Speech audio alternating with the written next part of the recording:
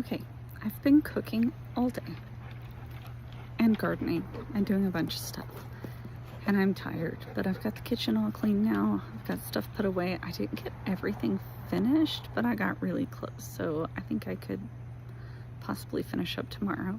That was my fault because I like a certain brand of enchilada sauce. I've never made my own, and I want to make some enchiladas, a casserole to freeze. But anyway, I made 7 pints of ham, 2 quarts of ham, 3 quarts of carrots.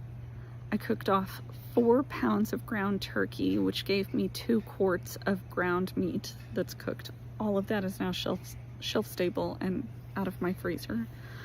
I made a breakfast casserole, and I was goofy. I forgot to save some of the ham. I canned it, and then I made the breakfast casserole, and I wanted some ham to put in there. So I went back to the freezer and I grabbed out of the drawer one of those spicy Hillshire Farm kielbasa style sausages out of there, and I used that instead of ham. But it got another thing out of my freezer, so I made the breakfast casserole, which I made an entire video on showing you how I made it, talking about all the things that are in it. So you might want to go see that. It's a little short video. I think it's 3 minutes long. Then while I was digging around getting the eggs and the milk for the casserole and seeing how many extra eggs I had that I needed to use, I also found a whole bunch of, my bread box was full of odds and ends. I had brioche hamburger buns, 2 buns left over from a package. I had 2 hot dog buns left over from a package. 2 things of sourdough that I had like odds and end pieces of, and then some white bread that I had odds and end pieces of.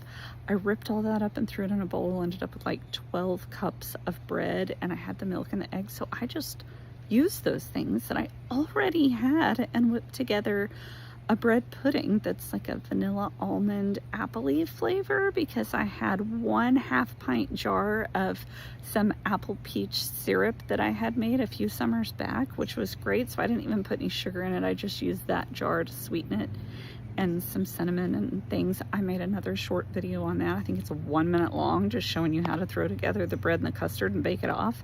Super easy. Used all the things that I had on hand. I now have cooled that and sliced it into portions, and I'm freezing them in individual pieces. I made the breakfast casserole, same thing, sliced it into individual portions, freezing that. So I've got breakfast stuff.